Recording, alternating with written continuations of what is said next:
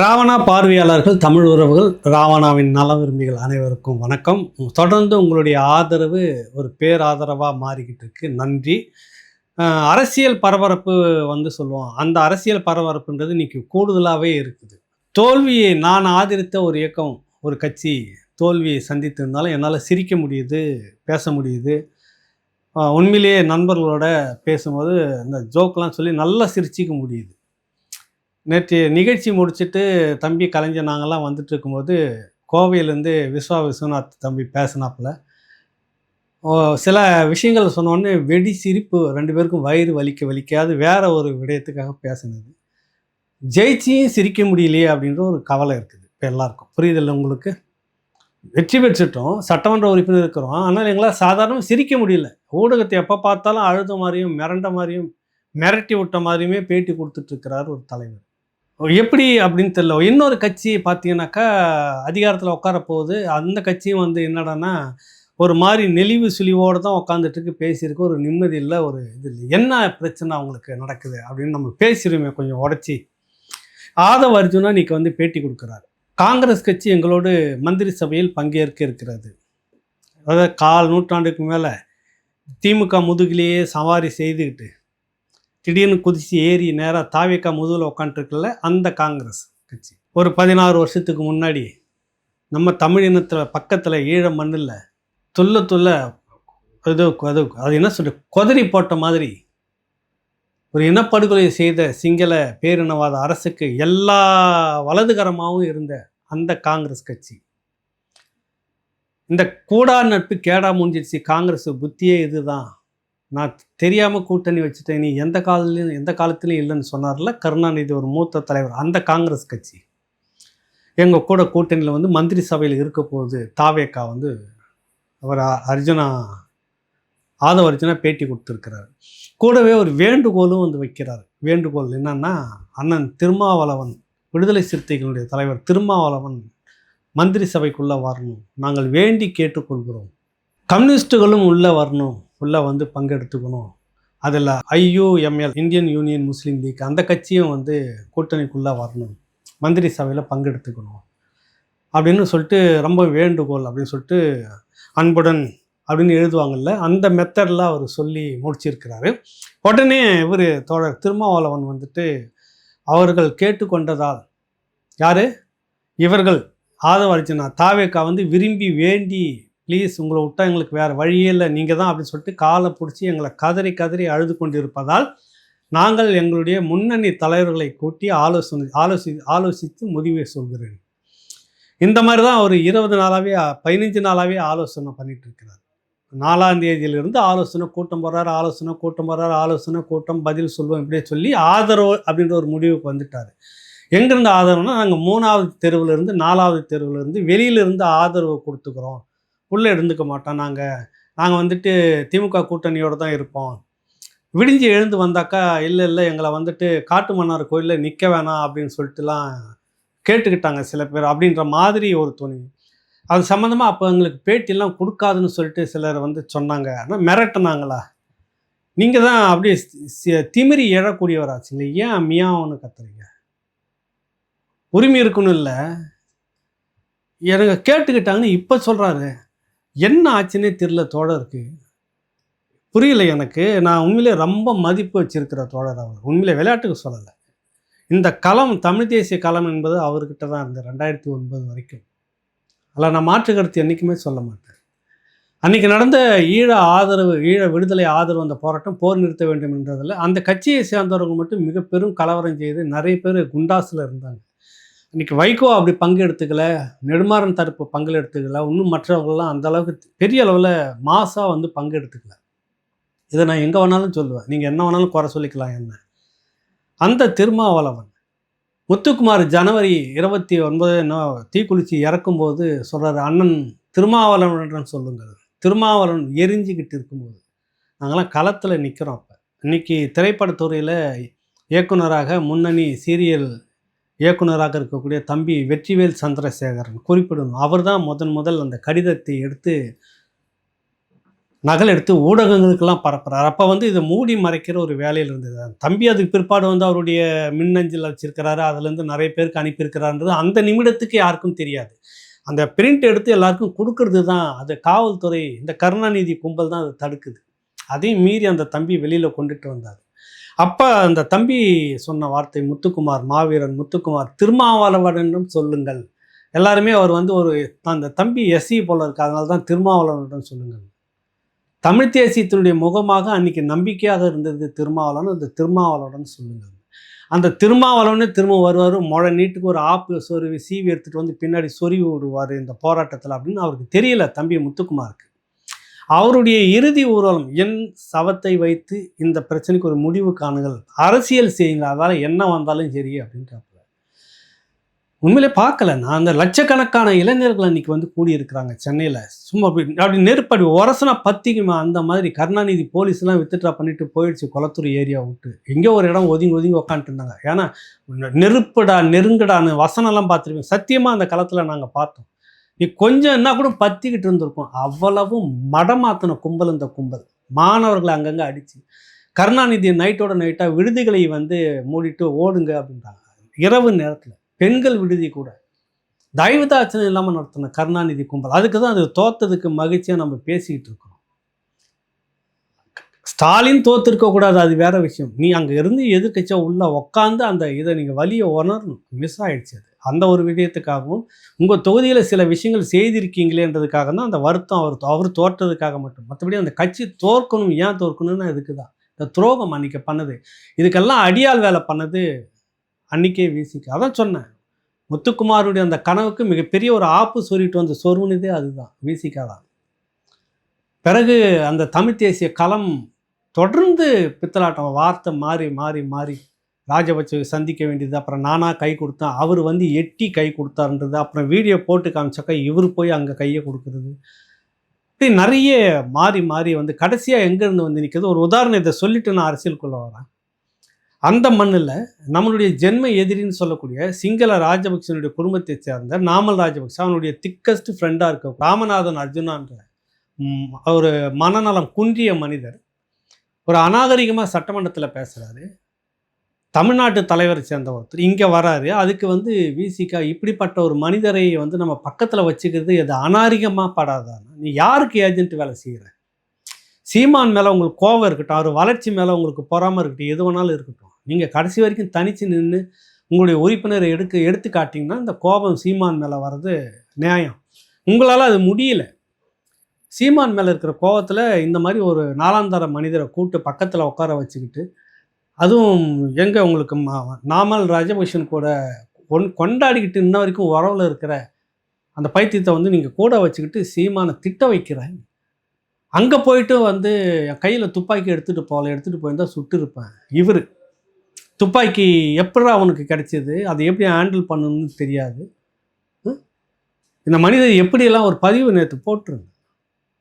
களத்தில் அங்கே ஈழத்துக்கு போயிருந்தப்போ யுத்த களம் நடந்துக்கிற இடத்துல அவர் இருக்கிறத பார்த்துட்டு தலைவர் உடனடியாக பின்னுக்கு கொண்டு போய் வைங்க அவர் அப்படின்ட்டு 2 போராளிகள் லெப்டினல் கேர்னல் தவம், இன்னொரு புகழேந்தியன் நினைக்கிறாங்க, 2 பேரும் கொண்டு வந்து விட்டுட்டு திரும்பி போகிற கொஞ்சம் நேரம் ஒரு சில நிமிடங்களில் செல்வீச்சில் அடிபட்டு இறக்குறாங்க. உயிர் தப்புறாரு சீமா. இப்படி தான் பல சம்பவங்கள் பல இடத்துல நடந்திருக்குது. 2000 சிங்கள படை வீரர்களுக்கு மத்தியில் நின்று தான் உள்ள தலைவரை சந்திச்சுட்டு வெளியில் வர்றார். விமானமும் குண்டு வீசிக்கிட்டு இருக்கு, செல்லடிக்கிறதும் நடந்துக்கிட்டு இருக்குது. இப்படி இருந்த இந்த மனிதரை நான் எடுத்துகிட்டு போயிருந்தால் அங்கே சுட்டுக்கிட்டு இருப்பேன். கருவாடு தான் சுடணும்.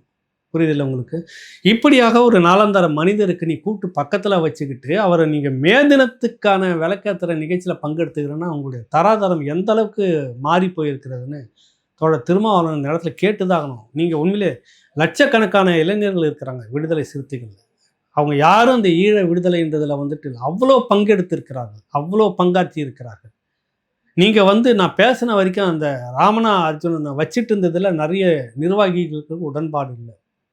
சீமான் மேலே இருக்கக்கூடிய வெறுப்பு அரசியல் வேறு.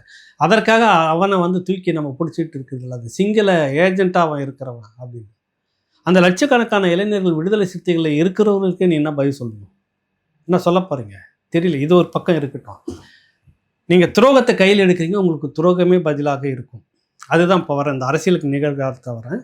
உங்களால் சிரித்து பேச முடியல, ஒரு மகிழ்ச்சி இல்லை. வெற்றி பெற்றதிலிருந்து 2 சட்டமன்ற உறுப்பினர் 2 சட்டமன்ற உறுப்பினர்களும் உங்களுக்கானவர்கள் இல்லை. ஒருத்தர் எப்படி இருந்தாலும் காங்கிரஸ் தான் அப்படின்னு தான் சொல்லிக்கணும், இன்னொருத்தர் திமுக மாப்பிள்ளை ஆளுன்னு தான் சொல்லிக்கணும். இந்த 2 பேருமே இல்லை. நீங்கள் காட்டு மன்னார் கோயிலில் நிற்கணும் அப்படின்றப்ப எல்லோரும் நாங்கள் பேசுனது தயவுசெய்து நில்லுங்க, அரசியல் களம் மாறப்போகிறது, கணிச்சிங்க, சரியாக கணிச்சிங்க. திருமாவளவன் அவர்கள் மிக நேர்த்தியாக முன்கூட்டியே, அதனால் நான் சட்டமன்ற தொகுதியில் சட்டமன்ற தேர்தலில் காட்டு மன்னார் கோயில் தொகுதியில் போட்டியிடுவதாக இருக்கிறேன், நீங்கள் தான் சொன்னீங்க. பிறகு என்ன ஆச்சுன்னு தெரியல, மாறிட்டான். நான் இந்த காரணத்துக்காக சொல்லலை, அந்த காரணத்துக்காக சொல்லவில்லை, நீங்களே ஒரு பெரிய விளக்கம் கொடுத்துக்கிட்டீங்க. என்ன ஆச்சு உங்களுக்கு புரியல எனக்கு. எவ்வளவு தடுமாற்றங்கள், யார் மேலே இருக்கிற கோபத்தை, யார் மேலே இருக்கக்கூடிய வெறுப்பு அரசியலுக்காக நீங்கள் என்னெல்லாம் முடிவு. அப்புறம் இப்போ என்னன்னா, நீங்கள் அமைச்சராக ஆகணும். இப்போ கேட்டுக்கிட்டார் ஆதவ், அவர் கேட்டுக்கொண்டதால் நாங்கள் முன்னணி தலைவர்களுடன் கலந்து பேசி சொல்கிறோன்னு சொல்கிறீங்க. இப்போ நீங்கள் எப்படி சொன்னாலும் உங்களுடைய நிலைப்பாடு என்ன? நீங்கள் யாரை அமைச்சராக்குவீங்க? அதுக்கு தான் முன்னாடி எங்களை போன்றவர்கள் சொன்னால், காட்டு மன்னார் கோயிலை நீங்கள் எடுங்க, நீங்கள் எடுத்த முடிவு சரியானது, எடுத்திருந்தீங்கன்னா இன்றைக்கி நீங்கள் அமைச்சர் இருக்கட்டும், அது நான் மாற்று கருத்து சொல்லலை, இருக்கட்டும். அரசியலில் எப்பவுமே அந்த அந்த இடத்துக்கு ஏற்ப தக்க வச்சுக்கிட்டு மேலே வளர்ந்து வர்றது தான் முக்கியம் அப்படின்னு சொல்லுவாங்க. அரசியல்னு அப்படி தான் வரணும்னு சொல்லுவாங்க. கொள்கையெல்லாம் பின்னாடி எங்கன்னா கொஞ்சம் மறைச்சி வச்சிருன்னு சொல்லுவாங்க. அது சரியாக செய்கிறோம், ஓகே, அந்த மாதிரி போயிடலாம், வளர்ந்துக்கிட்டு வந்துடலாம், அதெல்லாம் நல்லா இருக்கட்டும். திமுக கூட இருந்து ஒரு பேர் வந்துருச்சு நமக்கு அப்படின்னு. இதுலையாவது அந்த முடிவு வந்திருந்தீங்கன்னா, நீங்கள் காட்டு மன்னார் கோயில் வெற்றி பெற்றிருந்தால் நேரம் நீங்கள் அந்த முடிவு எடுத்திருந்தால் வளர்ச்சி. இப்போ யாருக்கு வளர்ச்சி பயன்படும்? ஒருத்தருடைய வளர்ச்சி நீங்கள் கொடுக்கணும்னு நினச்சினா மந்திரி பதவி, சத்தியமாக அது விடுதலை சிறுத்தைகளுக்கோ உங்களுக்கோ பக்கபலமாக ஒரு காலமும் இருக்கவே இருக்காது. நீங்கள் ஒருத்தர் கொடுத்தீங்கன்னா அந்த கட்சியில் 2 பேரில் யாருக்கு கொடுத்தாலும் இதுதான். அது விசிகாவுக்கு பலன் இல்லை. விசிகாவை நீங்கள் வளர்க்கலை. விசிகாவினுடைய உயிருக்கு நிகராக அந்த இயக்கத்தில் பேசிக்கிட்டு இருந்த பல பேருக்கு நீங்கள் வாய்ப்பு கொடுக்கல, வெற்றி பெற வச்சுருக்காங்க, அதை செய்யலை. இப்போ இந்த 2ம் உங்களுக்கு உதவாது. யாருக்கு மந்திரி பதவி சொல்லுங்கள்? ஏன் இவ்வளோ குழப்பம் இப்போ தெரியுதில்ல உங்களுக்கு? சரி, இதை விடுங்க. இவர் சொன்ன உடனே இன்னொருத்தர் வராரு, தோழர் சண்முகம், மார்க்சிஸ்ட் கம்யூனிஸ்ட் கட்சின்னு, இன்குலாப் ஜிந்தாபாத். இப்போ இன்குலாப் விஜய் அப்படின்ற அளவுக்கு வந்துட்டாங்க, புரியுதில்ல? விஜய்க்கு இல்லைங்க இன்குலாப்லாம் சொல்லக்கூடாதுங்களா? அவர் புரட்சி தானேன்னா, புரட்சி பண்ணி தான் வந்திருக்கிறார், ஒத்துக்கலாம், இல்லைன்னா நான் சொல்லலை. அண்ணா திராவிட முன்னேற்ற கழகம் CV சண்முகம் பிரிவை சொல்கிறார், அண்ணா திராவிட முன்னேற்ற கழகம் தாவேக்காவுக்கு ஆதரவு கொடுத்தால் நாங்கள் விலகி கொள்வோம். போங்க, 2 4 பேர் போகிறதில் என்ன இருக்குது? அந்த பக்கம் 25 பேர்கிட்ட நிற்கிறாங்க தாவேக்கா. அது நாளைக்கு செல்லுபடி ஆகுதா இல்லையான்றது வேறு விஷயம். அதிமுகவில் 25 பேர் ஆதரவு கொடுத்துருக்காங்க, CV சண்முகத்தினுடைய ஆட்கள் 25க்கு மேலே வருதுன்னு நினைக்கிறேன். நீங்கள் 4 பேர் விலகிறதால தாவேக்காவுக்கு ஒரு நட்டமும் இல்லை. என்னைக்கா இருந்தாலும் நீங்கள் எதனா ஒரு விஷயத்தை சொல்லிவிட்டு வெளியேறுவீங்கன்றது தாவேக்காவுக்கு உண்மையிலே நல்லா தெரியுது. அதனால தான் அதிமுகவை உடச்சி கொண்டு வச்சுக்கிட்டு இருக்கிறாங்க. ஒவ்வொருக்கும் ஸ்வீட் பாக்ஸு, அதாவது சூட்கேஸ்ன்ற மாதிரிங்க, அதெல்லாம் ஒரு காலம். இப்போ சோஃபா செட்டுக்குள்ளார ஸ்வீட் பாக்ஸ் வைக்கிற யுத்தியெல்லாம் வந்துடுச்சு, பேசிட்டாங்க. 8 அமைச்சரவை 8 மந்திரி பதவின்றது இல்லை 5ன்ற மாதிரி நிற்கிது. CV சண்முகம் தரப்பில் வேலுமணி, விஜயபாஸ்கர் உள்ளிட்ட 5 பேருக்கு மந்திரி பதவின்றது கிட்டத்தட்ட முடிவாயிடுச்சு. தோழர் சண்முகம் சொல்கிறாரு, அதிமுக அந்த பிரிவு உள்ளே வந்தால் நாங்கள் விலகி கொள்வோம். போங்க, நீங்கள் உங்களை ஜெயிக்க வச்ச திமுகவுக்கும் விசுவாசமாக இல்லை, பாஜக உள்ளே வந்துடும் அப்படின்றதுக்காக நீங்கள் நான் தாவேக்காவை ஆதரிக்கிறோம் அப்படின்னு வந்துட்டீங்க. இப்போ திமுக உங்களை வெற்றி பெற வச்சுது, பரவாயில்ல, அடுத்த தேர்தல் வந்தால் நாங்கள் தாவேக்கா கூட நின்று அது எங்களை வெற்றி பெற வச்சுருக்கு தான், இவ்வளோ ஓட்டு வாங்கியிருக்குது, நாளைக்கு வந்துடும் அப்படின்ற நம்பிக்கையில் நீங்கள் இருந்துட்டு இருக்கிறீங்க. ஆனால் தாவேக்கா உங்களுடைய ஆதரவை எதிர்பார்க்கல. நீங்கள் என்றைக்கா இருந்தாலும் ஏதாவது சிக்கல் அப்படின்றது தான் சேஃப்டியாக அதிமுக பிரித்து கொண்டு வச்சுட்டு இருக்குது. அடுத்தது பார்த்தீங்கன்னா உங்களுக்கு இருக்குது IUML, இந்தியன் யூனியன் முஸ்லீம் லீக். அவங்க தரப்பில் என்னென்னா, ஏற்கனவே நாங்கள் திமுக பக்கம்தான் இருக்கிறோம், ஆனால் தாவேக்காவுக்கு ஆதரவு தெரிவிக்கிறோம் அப்படின்ற நிலைப்பாட்டிலே இருக்கிறாங்க. ப்ளீஸ் நீங்களும் உள்ளே வந்துருங்க அப்படின்னு ஆதவ அர்ஜுனா கடிதம் எழுதுகிற மாதிரி அன்புடன் IUMLக்கு அப்படின்ற மாதிரி சொல்கிறாரு. இது எந்த அளவுக்கு நீடிக்கும்? காங்கிரஸு, கம்யூனிஸ்ட்டு, IUML இதெல்லாம் எந்த காலகட்டத்தில் நிரந்தரமாக தாவேக்காவுடன் இருக்காது. முதல் கட்டத்திலே நான் சொல்லிட்டேன். அதிமுக இருக்குன்னா அந்த பிரிஞ்சு வர அதிமுக இருக்கும். அது செல்லுபடி ஆகுமா கோர்ட்லன்னா அதுவும் ஆகாது. இப்போ தொங்கலில் தான் போய் நிற்கும் இன்னும் ஒரு வருஷத்தில் அப்படின்னு நான் திரும்ப திரும்ப சொல்லிட்டு இருக்கிறேன். இந்த லட்சணத்தில் இவங்க வந்துட்டு பழைய இதை எடுத்துக்கிட்டு இருக்கிறார். திமுக கூட்டணியில் இருந்த அத்தனை பேரும் கொண்டு வந்து வச்சுக்கிட்டு அதில் இருந்தவர் தான் தோழர் சண்முகம், மார்க்சிஸ்ட் கம்யூனிஸ்ட் கட்சி. அவர் சொல்கிறார், இது வந்து அரசியல் தர்மம் கிடையாது, நேர்மை கிடையாது. இப்படி இது அதிமுக தாவேக்காவை ஆதரித்து உள்ளே வர்றது வந்து இவர் அரசியல் நேர்மையை பற்றி, அரசியல் ஒழுக்கத்தை பற்றி, தர்மத்தை பற்றி கம்யூனிஸ்ட் கட்சி தோழர் சண்முகம் இருக்குது. அப்படி பார்த்தா நீங்கள் திமுகவுக்கு துரோகம் பண்ணிட்டு இந்த பக்கம் வந்திருக்கக்கூடாதே தோழர். அது அரசியல் தர்மத்தில் சேர்த்திக்க வரதா? 1000 இருந்தாலும் நீங்கள் திமுகவோட தான் ஜெயிச்சிங்க. இல்லைன்னா உங்களுக்கு இந்த செல்வாக்கு கிடையாது. நாளைக்கு வந்தாலும் தாவேக்கானுடைய கருணையில் தான் நீங்கள் ஜெயிச்சாகணும். அது துரோகம் இல்லை. அதிமுக உள்ளே வர்றது மட்டும் மக்களுக்கு எதிரான ஒரு துரோகமாக மாறும். ஏன்னா மக்கள்கிட்ட சொன்ன அரசியல், மக்கள் கொடுத்த தீர்ப்பு வேறு. மக்கள் வந்து திமுக விட்டுட்டு நீங்கள் போய் தாவேக்காவுக்கு அடுத்த நாளையே வாசலில் உட்காந்து ஆதரவு கொடுன்னு சொன்னாங்களா மக்கள் தீர்ப்பில்? தாவேக்காவுக்கு 108 கொடுத்துருந்தாங்க. அதுதான் மக்கள் தீர்ப்பு. மெஜாரிட்டியாக ஓரளவுக்கு வந்திருக்குது. அதிக பெரும்பான்மை கொடுக்கல, அவ்வளோதான் கொடுத்துருக்கு மக்கள் தீர்ப்பு. கம்யூனிஸ்டை அடுத்த நாள் காலையிலேயே போய் நேராக தாவேக்கா வாசலில் உட்காந்துக்கிட்டு கோல் பிடிச்சிக்கிட்டு இன்குலாப் ஜிந்தாபாத், புரட்சி ஓங்குக, மாவோ வாழ்க, என்ன லெனின் வாழ்க, இப்படிலாம் கோஷம் போட சொல்லியிருந்தாங்களா தாவேக்கா ஆஃபீஸில் உட்காந்துக்கிட்டு? மக்கள் தீர்ப்பு அப்படியே சொல்லியிருந்தது. மக்கள் தீர்ப்புன்னா காங்கிரஸ் வந்து உடனடியாக வந்து தாவேக்கா கூட கூட்டணி வச்சுக்க சொல்லியா மக்கள் தீர்ப்பு கொடுத்தாங்க? இல்லைங்களே. விடுதலை சிறுத்தைகள் உடனே வந்துட்டு நாங்கள் பொதுக்குழு கூட்டுறோம், அப்புறம் ஆதரவு தெரிவிக்கிறோம். என்னன்னா ஆர்எஸ்எஸ் பெற்றெடுத்த குழந்தை தாவேக்காவும் சீமானும். ராமநாதன் அர்ஜுனா வந்து தொடர்ந்து புலம்பிட்டு இருப்பாங்கல்ல, அந்த மாதிரி திருமாவளவன் தோழர் வந்துட்டு சீமானும் தாவேக்காவும் ஆர்எஸ்எஸ் பெற்றெடுத்த குழந்தைகள். அதில் எங்களுக்கு மாற்று கருத்து சொன்னோம். மாற்று கருத்தில் சரி. இப்போ கவர்னர் ஆட்சி, ஜனாதிபதி ஆட்சி வந்துவிடக்கூடாது என்பதற்காக நாங்கள் ஆதரிக்கிறோம் தாவேக்காவை. கவர்னர் ஆட்சி, ஜனாதிபதி ஆட்சின்னாவே அது ஆர்எஸ்எஸ் ஆளுங்கட்சி, பாஜக அவங்க தரப்பு தான் ஊர் உலகம் எல்லாருக்குமே தெரியும். காங்கிரஸ் தேசிய அளவில் ஆளுங்கட்சியாக இருக்கும்போது கவர்னர் ஆட்சி வந்ததுன்னா அது காங்கிரஸினுடைய ஆட்சி, நேரடி ஆட்சி தான் அப்படின்னு. அப்படி வந்து கவர்னர் ஆட்சியை வச்சுட்டு தான் விசாப்பிடில் திமுகவிலாம் சில பேர் பட்டியல் போட்டு எடுத்து வச்சுட்டு உள்ள கும்முன்னு கும்மி வெளுத்து வெளியில் தூக்கி போட்டது. அதில் அடி வாங்கின ஒருத்தர் தான் ஸ்டாலின் அப்படின்லாம் நிறைய பேசிக்கிட்டு இருப்பாங்க. ஊர் உலகத்துக்கே தெரியும் இது வந்துடுச்சுனாக்கா, கவர்னர் ஆட்சி ஜனாதிபதி ஆட்சி வந்ததுனாக்கா அதுவும் வந்து பாஜக இந்துத்துவா ஆர்எஸ்எஸ் ஆட்சி தான் அப்படின்னு. அது வந்துவிடக்கூடாது என்பதற்காக நாங்கள் இவர் வந்து ஆர்எஸ்எஸ் பெற்றெடுத்த குழந்தையாக இருந்தாலும் பரவாயில்ல, என்ன ஆட்சி தோழர் உங்களுக்கு, ஏன் இவ்வளவு தடுமாற்றம்? நான் அந்த 2 மாதமாக பார்க்குறேன், மகா மோசமான தடுமாற்றம். விடுதலை சிறுத்தைகள் தலைவர் திருமாவளவன் என்னன்னே தெரியல உங்களுக்கு. நான் இப்போவும் அவரை மதிக்கிறேன், அதில் மாற்று கருத்து இல்லை. எங்கே உங்களுடைய சிந்தனை, சீரிய சிந்தனைகள் எங்கே போச்சு? வெளிப்படையாக நீங்கள் திமுகவுக்கு துரோகம் பண்ணிட்டு வரீங்க. சரி, அதுக்கு என்னென்னா இந்துத்துவா வந்துடக்கூடாது, கவர்னர் ஆட்சி வந்துடும், ஜனாதிபதி ஆட்சி அப்படின்னு வந்துச்சுனாக்கா, அந்த வாய்ப்பு வந்ததுன்னா அது இந்துத்துவ ஆட்சியாக மாறும், அதனால் நாங்கள் ஆதரிக்கிறோம். சரி, அப்போ இது ஆர்எஸ்எஸ் பெற்றெடுத்த குழந்தை தானே, நீங்கள் தானே சொன்னீங்க, அதை எப்படி மாற்றிக்காமல் இருக்கும்? இது எப்படி தூய கட்சின்னு நீங்கள் சொல்ல வரீங்க? கம்யூனிஸ்ட் கட்சியும் சொல்லுது மக்கள் தீர்ப்புக்கு எதிராக போயிடக்கூடாதுன்னு. மக்கள் தீர்ப்பை வந்து உங்களெல்லாம் கூட்டணி வைக்க சொல்லவே கிடையாது. திமுக கூட இருங்கன்னு தான் உங்களுக்கு ஓட்டு போட்டாங்க. நீங்கள் ஏன் இங்கே வந்தீங்க? மக்கள் தீர்ப்புக்கு இது எதிராக இருக்குது. இது வந்து பெரிய கேள்விகளை எழுப்பி கொண்டிருக்கிறது. உண்மையிலே அரசியலில் பரபரப்புன்றது இப்போ தான் தொடங்கி இருக்கிறது. தடுமாற்றம் என்பது எல்லா கட்சிகளுக்கும் இப்போ தான் தொடங்கி இருக்கிறது. அதிகமாக வழியில் நிறைய அம்புகளை சொருகிட்டு வந்திருக்கிறது. அம்பு பின்னலை குத்துறது இருக்குல்ல, அது அதிகமாக வாங்கியிருக்கிறது வந்து இப்போ சீமானை விட ஸ்டாலின் தான். சீமான் விடுங்க, அவர் தனியாக நின்னார், தனியாக இது பண்ணார். துரோகம் எங்கே நடந்தது என்ன எதுன்னு எல்லாருக்குமே தெரியும். அவங்க கட்சியை கூட்டி பேசிக்க போகிறாங்க. மக்கள் முதுகில் குத்துனது ஒரு பக்கம், 20 லட்சம், அதை மீறி 20 லட்சம் வாக்குகள் வந்து போட்டிருக்காங்க. அந்த மக்களை எப்படி பாராட்டுன்றது ஒன்று இருக்குது இல்லை, இதெல்லாம் வந்து சீமான் பக்கம். ஆனால் ஸ்டாலினுக்கு அப்படி பார்த்தீங்கன்னாக்கா உண்மையிலே தோல் மேலே கை போட்டுக்கிட்டு அப்படியே தழுவிட்டு அப்படின்னு பார்த்தோன்னா சரக்குன்னு முதுகில் எல்லாம் குத்திட்டு வெளியில் வந்துட்டாங்க. முடிஞ்சு போச்சு. காங்கிரஸ் பண்ண துரோகம் அது எந்த காலகட்டத்திலையும் இப்படி தான் இருந்துட்டு இருந்தது.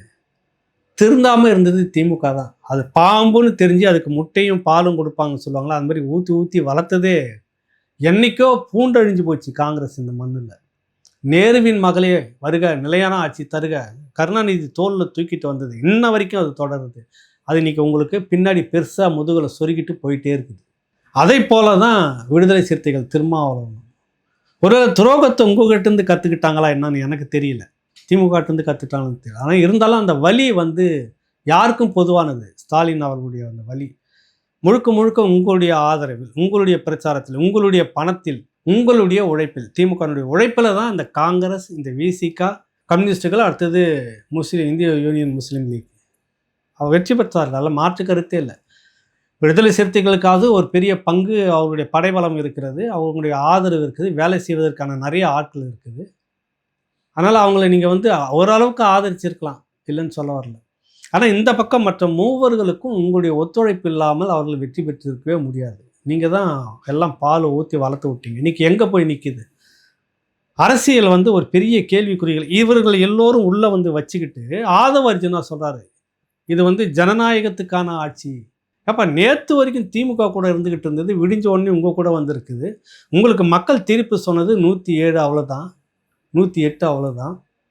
எப்படி இது ஜனநாயகமாக மாறும் எனக்கு புரியலையே. எல்லா நபர்களையும் உள்ளே எடுத்துக்கிறீங்க, எல்லா நபர்களையுமே அந்தந்த பகுதியில் எந்தெந்த கட்சிகள் ஊழல் முறைகேடு, திமுகவினுடைய அந்த தீய சக்தியில் மிக பெரும் அவர் அங்கத்தினர்களாக இருந்தவங்க இந்த 4 பேர். 4 பேர் இன்றைக்கி உங்கள் கூட இருக்கிறாங்க. 2 கம்யூனிஸ்டுகள், காங்கிரஸ், விடுதலை சிறுத்தைகள், அடுத்து இந்தியன் யூனியன் முஸ்லீமுக்கு. அந்த தீய சக்தி 5 வருஷம் நடந்ததுன்னு சொல்லுதுல்ல விஜய், நடிகர் விஜய். அந்த தீய சக்திக்கு அங்கமாக இருந்த அந்த 5ஐயும் தூக்கி மடியில் வச்சுக்கிட்டு பத்தாக்குறைக்கு இன்னொரு பெரிய திராவிட சக்தியாக, தீய சக்தியாக இருந்த ஏற்கனவே வீழ்த்தப்பட்ட அந்த அதிமுகலேருந்து ஒரு பகுதியை தூக்கி வச்சுக்கிட்டு நாங்கள் வந்து தூய ஆட்சின்னு எப்படி விஜய் தூய ஆட்சி? இன்றைக்கி ஒரே ஒரு உதாரணம் மட்டும் அரசு அதிகார மட்டத்திலிருந்து சொல்கிறது.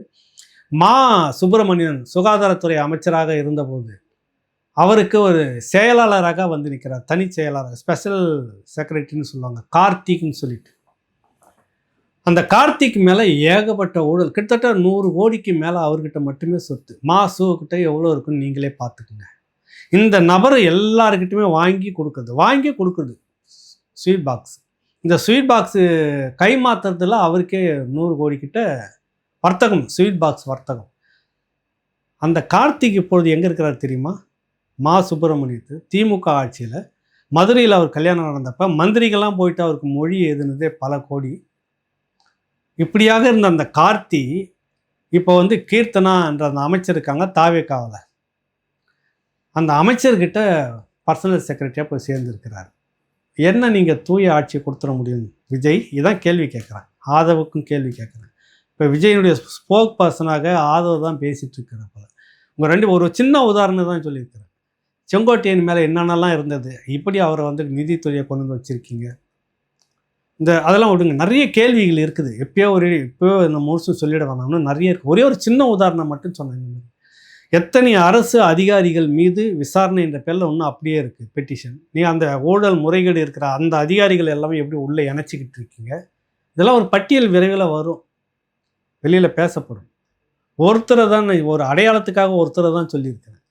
நேற்று வரை சுப்பிரமணியன் கூட, மாசு என்கிற சுகாதாரத்துறை அமைச்சர் கூட எல்லாம் ஆளினாலாக இருந்த ஒருத்தர், பணம் பார்த்த ஒருத்தர், ஸ்வீட் பாக்ஸில் வாங்கி அடிச்சிருக்கிற ஒருத்தர், இன்றைக்கி தாவேக்கா மந்திரி அவர்கிட்ட பர்சனல் செக்ரட்டரியாக போய் சேர்ந்துருக்கார். என்னன்னா அந்த அம்மாவும் இந்த கார்த்திங்கிற நபரும் ஒன்றாக ஐபேக்கில் வந்து ஒன்றா வேலை செய்துட்டு இருந்தப்ப நட்பு பழக்கம். அதனால என்கிட்ட வந்துருங்கன்னு கூப்பிட்டுக்கிட்டாங்கன்னா எப்படி தூய ஆட்சி வரும் விஜய் அவர்களுக்கு? அதான் கேள்வி கேட்குறேன். ஒரு சின்ன உதாரணத்தை தான் சொல்லியிருக்கிறேன். இன்னும் பட்டியல் நிறைய நான் அடுத்த சந்திப்பில் வெளியிடுறேன். எந்தெந்த அமைச்சர்கள்கிட்ட யார் செக்ரட்டரி, பர்சனல் செக்ரட்டரி, அவர்கள் இதற்கு முன்பாக என்ன செய்துக்கிட்டு இருந்தாங்க, யார் பேரில் என்னென்ன வழக்குகள் ஏற்கனவே இருக்குது, என்ன விதமான பணப்பிரச்சனைகள் இருக்குது, இவர்கள் எத்தனை பேர் வந்து இன்றைக்கி தாவேக்காவில் இருந்துகிட்ருக்கிறாங்க, இவர்களுக்கெல்லாம் அடைக்கலம் கொடுப்பது யார், ஒரு பேக்கேஜ் மாதிரி எடுத்து அப்படியே இந்த இடத்துல தாவேக்காவில் சொருவது யார், இந்த கும்பல் உள்ளே வந்துக்கிட்டு எப்படி தூய ஆட்சியை கொடுத்து விடும், இப்படி பல 100 கேள்விகள் இருக்கிறது. ஒரு சின்ன உதாரணத்தை தான் சொன்னேன். இப்போ கீர்த்தனா அவர்கள் வந்து எச்சரிக்கையாக இருக்கணும். ஒரு நல்ல விசாரணை நேர்மையாக அது தாவேக்கா எந்த காலத்திலையும் நடத்தாது. நீங்கள் வேணால் பாருங்கள், தாவேக்கா ஊழல் முறைகேடு அமைச்சர்கள் மீது நடவடிக்கை யார் மீதும் சத்தியமாக எடுக்கிறதுக்கு இந்த திமுகவிலேருந்து வந்த கட்சிகள் உடன்படாது. ஆட்சி கவிழ்ந்துடும். சரி அதிமுகவை வச்சுக்கலான்னா அதிமுகவும் நிரந்தரம் இல்லை. எல்லாம் கிடைச்சிருச்சு கையில், தின்ன முடியல. அப்படி தான் விஜயோட நிலைக்கு. நான் அவரை குறைச்சியெல்லாம் சொல்லலை. அவர் ஆட்சி செய்யட்டும், நல்லபடியாக செய்யட்டும். ஒரே ரீலாக விட்டுட்டு இருக்கிறாரு, கதையாக விட்டுட்டு இருக்கிறாரு. ஆதவ அர்ஜுன் சொல்கிறாரு வந்துட்டு, காவல் நிலையத்தில் மக்கள் வந்து புகார் கொடுக்கும்போது, அந்த புகார் வாங்கும்போது கொடுக்கும்போது அது வீடியோ அந்த இடத்துல வீடியோ பண்ணணும். முதல்ல அங்கே இருக்கிற சிசிடிவி காலங்காலமாக திமுக ஆட்சியிலே கொண்டு வந்தாச்சு. புரியுதுல உங்களுக்கு? இன்னும் சொல்ல போனாக்கா, நான் 2000 அந்த காலகட்டத்தில் இப்போ இருக்கிறாருல, ரிட்டையர்ட் ஆகிட்டாருன்னு நினைக்கிறேன். அந்த காலகட்டத்திலேயே காஞ்சிபுரம் மாவட்டத்தில் எஸ்பியாக இருந்தவர் பொன்மாணிக்கவேல். இப்போ தெரியும், நிறைய விஷயங்களுக்கு பேட்டிலாம் கொடுத்துட்டு பாரு, மீசியை முறுக்கிக்கிட்டு. அவரை நாங்கள் சந்திக்க போகிறப்ப எப்போனா பார்த்தீங்கன்னாக்கா, அந்த பொதுமக்கள் எல்லாம் வாரத்தில் 1 நாளோ 2 நாளோ கூட்டி உட்கார வச்சுப்பார். யாராலும் அந்த மனு நேரடியாக கொண்டு வருவாங்க. இந்த காவல் நிலையத்தில் இப்படியான மனு கொடுத்துருந்தேன், இது எனக்கு மீது விசாரிக்கலை, நீ சரியாக தீர்ப்பில் என்ன விசாரிக்கலை, என்ன இப்படி பண்ணிட்டாங்கன்னு இருந்துச்சுன்னா, அந்த மனு வந்துட்ட உடனே அந்த சம்மந்தப்பட்ட இன்ஸ்பெக்டர் வர சொல்லி அங்கேயே வச்சு நேருக்கு நேராக லெஃப்ட் ரைட் வாங்குவார். அந்த காலகட்டத்தில் சின்னதாக வீடியோ டேப் ரெக்கார்டர்னு இந்த ஒளி நாடா சுற்றுறது இருக்குல்ல, அது இருக்கும். அந்த மாதிரி கேமரா அப்போ முதுகுக்கு பின்னாடி வந்து ஒன்று வச்சுட்டு மக்களை பார்க்குற மாதிரி ஒன்று இருக்கும், அவருக்கு எதிர்க்க ஒரு மாதிரி இருக்கும். எல்லாத்தையும் வீடியோ பதிவு பண்ணுவார். ஏன்னா அவர் மேலே அப்போ நிறைய குற்றச்சாட்டுகள் வந்து அப்படியாகனா அதிகாரிகள் மட்டத்தில் நிறைய புகார்கள் இருந்தது. ஏன்னா சம்பாதிக்க முடியாமல் போச்சு இல்லை, அதில் நிறைய பேர் புகார் சொல்லிட்டு இருந்தாங்க. நேர்மையாக அப்படி தான் நடத்துவான்னு. போலீஸினுடைய ஃபண்டு இப்படியான செலவுக்கு தான் நிறைய ஃபண்டு ஒதுக்குறாங்க. ஆனால் யாரும் செலவு பண்ணுறது இல்லை ஏகலைவன்னு அப்போவே சொன்னார். ஏன்னா ஒரு கேசட்டை மாற்றிக்கிட்டே இருப்பாங்க, நாள் முழுக்க ஓடிக்கிட்டே இருக்கும். எவ்வளோ நேரம் நடக்குதோ அவ்வளோ. இதெல்லாம் எப்போவோ பண்ணியாச்சு. இவர் இப்போ சொல்கிறார், காவல் நிலையத்தில் மனு கொடுக்கும்போது இருக்கிறத ஒழுங்காக நடைமுறைப்படுத்தினீங்கன்னா போதும். காவல் நிலையத்தில் இப்போ எல்லா இடத்துலையும் காவல் நிலையத்தில் சிசிடிவி இருக்குது. அதை வந்து இந்த குறிப்பிட்ட நேரத்துக்கு ஆஃப் பண்ணியாச்சு, இயங்கவில்லை அப்படின்னு சொல்லாத அளவுக்கு நீங்கள் நடத்துனீங்கன்னா போதும். இன்னும் கொஞ்சம் மெருகேற்றினீங்கன்னா வரவேற்கக்கூடியது, மேம்படுத்தினீங்கன்னா வரவேற்கக்கூடியது. எல்லாம் இருக்கிறதையே சொல்லிவிட்டு நாங்கள் செய்தோம்னு சொல்லிக்கிற இந்த ரீல் ரொம்ப நாள் நிலைக்காது என்றதையே சொல்லிக்கிறேன். நல்லா உங்களுடைய ஆட்சி மக்களுக்கு செய்யக்கூடியதாக இருந்தால் வரவேற்கக்கூடியது, இல்லைன்னுலாம் சொல்லலை. நீங்கள் செய்வீங்க அப்படின்னு நம்பிக்கையில் மக்கள் வாக்களிச்சிருக்கிறாங்க, செய்வீங்கிற நம்பிக்கை நாமளும் இருக்கிறோம். அது நீங்களே இந்த மாதிரியான ஆட்களை, தவறான ஆட்கள், தவறான கூட்டணியை வச்சு நீங்கள் கெடுத்துக்காதீங்கிறது தான் நம்ம வைக்கிற வேண்டுகோளாக இருக்கிறது. அடுத்த நிகழ்ச்சியில் எந்தெந்த அமைச்சர்களிடம் யார் யார் எப்படி, இவர்களெல்லாம் ஏற்கனவே எப்படி இருந்தாங்க அப்படின்னு கொஞ்சம் பேசி தான் ஆகணும். ஒரு கார்த்திக், ஒரு அமைச்சர் கீர்த்தனா, ஒரு மா சுப்பிரமணியன், இதை மட்டும்தான் சொல்லியிருக்கிறேன். இன்னும் பட்டியல் நம்ம விரிவாக பேசுவோம் இதெல்லாம். நன்றி, வணக்கம்.